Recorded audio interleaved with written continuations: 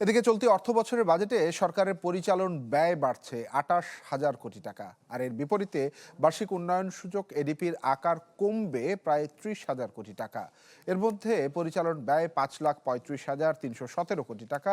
সংশোধিত বাজেটে তা বাড়িয়ে করা হচ্ছে প্রায় ৫,৬৩,০০০ কোটি টাকা। অর্থ মন্ত্রণালয় জানিয়েছে, এডিপির বরাদ্দ ২,৩০,০০০ কোটি টাকা থেকে কমিয়ে করা হচ্ছে ২ লাখ কোটি টাকা। রাজস্ব আয়ের লক্ষ্যমাত্রা ধরা হয়েছে ৫,৬৪,০০০ কোটি টাকা থেকে বাড়িয়ে ৫,৮৮,০০০ কোটি টাকা। আর এর ফলে সার্বিকভাবে সংশোধিত বাজেটের আকার ২,০০০ কোটি টাকা কমে দাঁড়িয়েছে প্রায় ৭,৮৮,০০০ কোটি টাকাতে।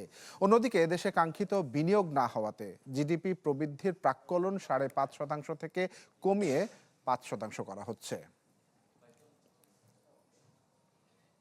নতুন এবং ফিরে আসা গ্রাহকদের জন্য নগদে চলছে ক্যাশব্যাক সহ প্রতিদিন হাজারো উপহার জেতার সুযোগ। হবে আশা আর ফেরা, সারপ্রাইজ সেরা।